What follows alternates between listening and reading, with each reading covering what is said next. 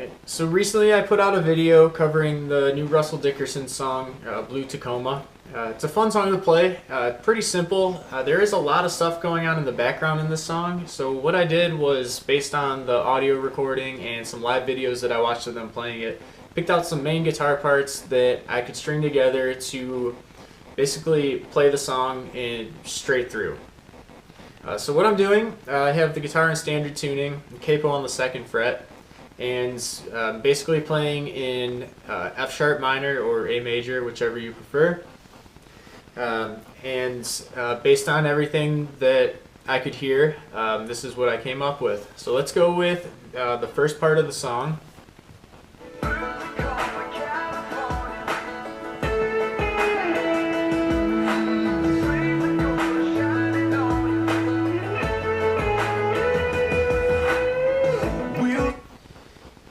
Alright, so this is a pretty simple part of the song. There is a really cool little, I think it's a banjo part in the background, just doing... but the guitar part there is just doing a simple...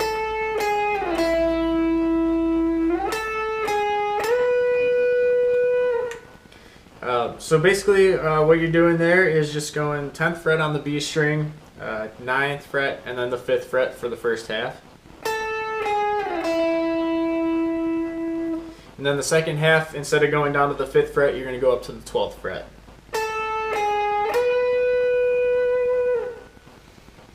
And that's basically it for that little section. So let's move on to the next one.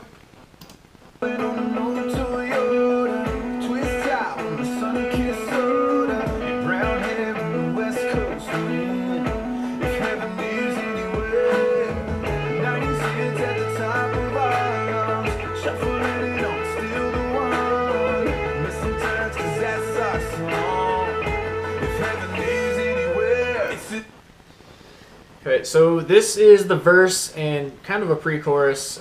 It's not really a blaring pre-chorus, but it kind of builds itself a little bit halfway through the verse.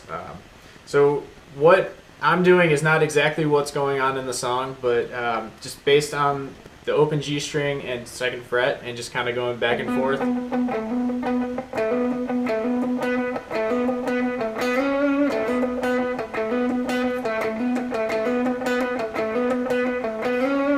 And then halfway through, I'm switching to what I kind of saw in their live video is they go up to the 9th and 10th fret and do the same thing.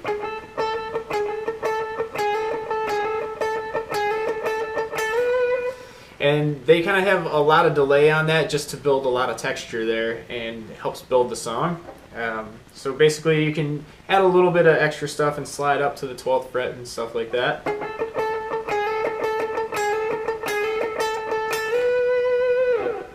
And then the chorus kicks in.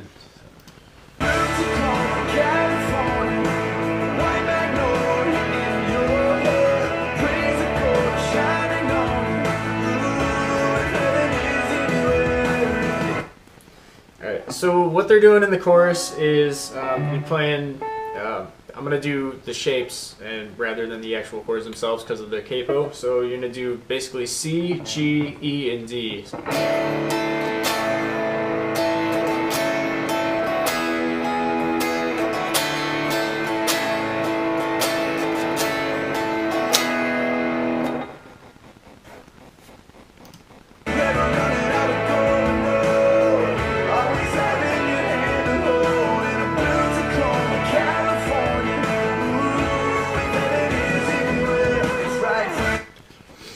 And then halfway through the chorus, I added a little extra lead line. I kind of saw in their live videos that they have this. It doesn't sound very apparent in the actual recording. It's something that I like, and I took and added it. So if you're going to play the same thing with the chorus as C and then G, and then go back to the intro line. So. And then on the second half, you're going to go up, same as the intro, up to 12.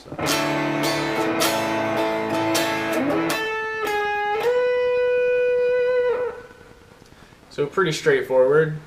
And then we have kind of a post-chorus.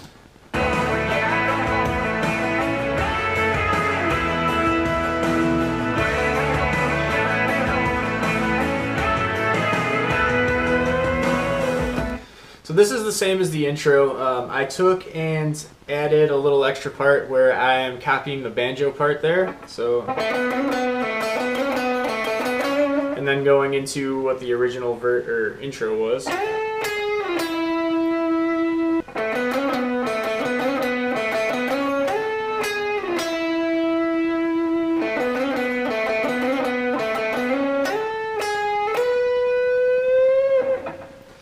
And right back into the verse, which is going to be the same as the first verse.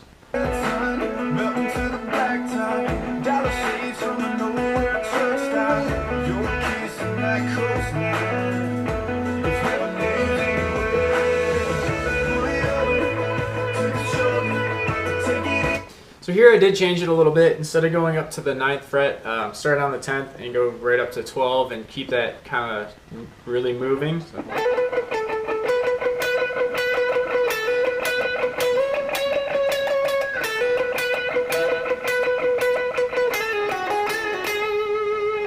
And just a little walk down.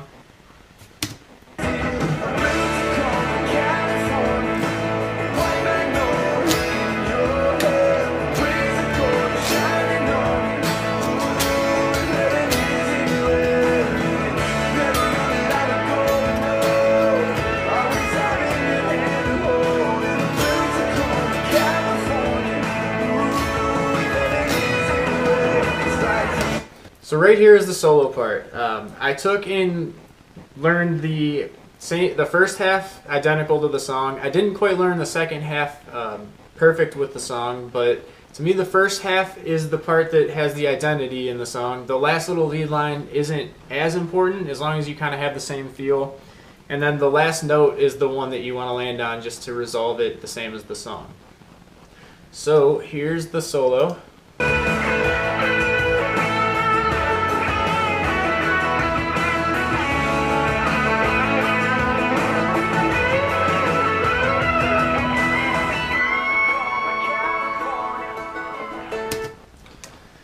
So in working through this, the first part is really cool. You just start on the 14th fret and slide down. You're gonna hit that and slide right down to the 12th fret a few times. And right after you do that, of course, it slides down to the 10th fret. So,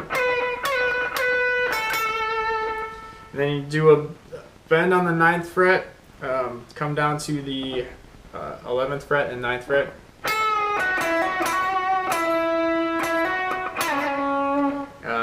And that little last part is just a slide down to the 6th fret. So.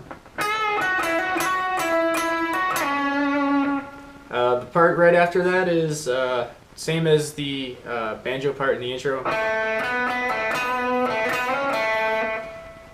And then the next part is the part that I didn't really learn perfect with the song.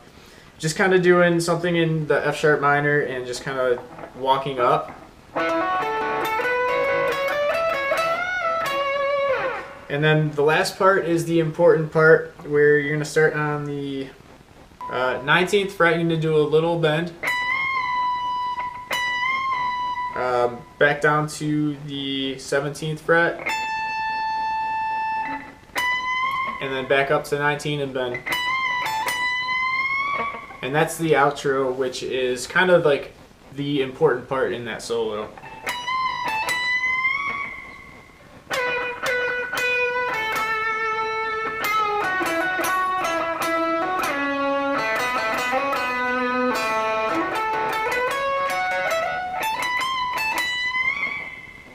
So it's a little bit weird to get used to at first, but once you kind of push through and recognize what they're doing in the song, you can get the hang of it.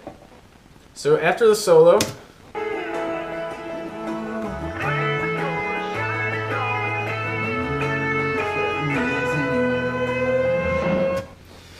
so what they're doing in the song is right back to the intro. The intro obviously repeats constantly throughout the song. They just have the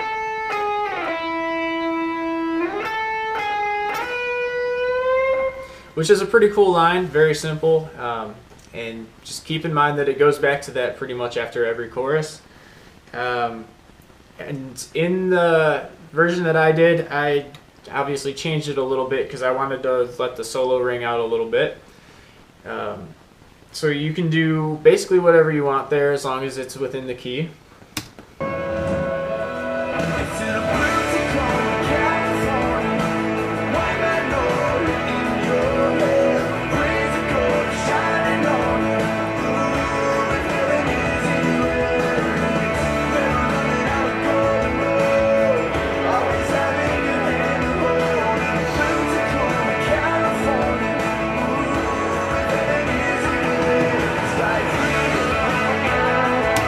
So for the last chorus, instead of changing halfway through to go to the intro after those couple chords, I just play through the chords themselves the whole way through that one, and then just do a little bit of improv over the last chorus because it's doubled. So there's plenty of room to just mess around and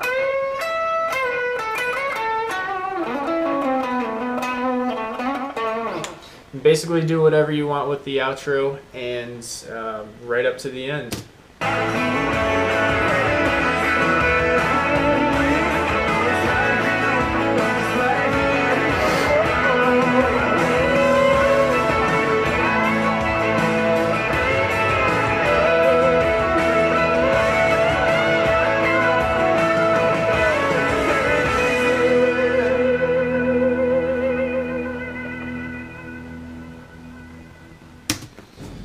So that's the gist of the song. Like I said, pretty simple. There's a lot of stuff that repeats, and there's kind of a lot of cool layers that you can kind of dig into. And as long as you stay within F sharp, you're going to be perfectly fine with this one. So let me know what you think in the comments below. Let me know if this helped you out, and make sure to subscribe.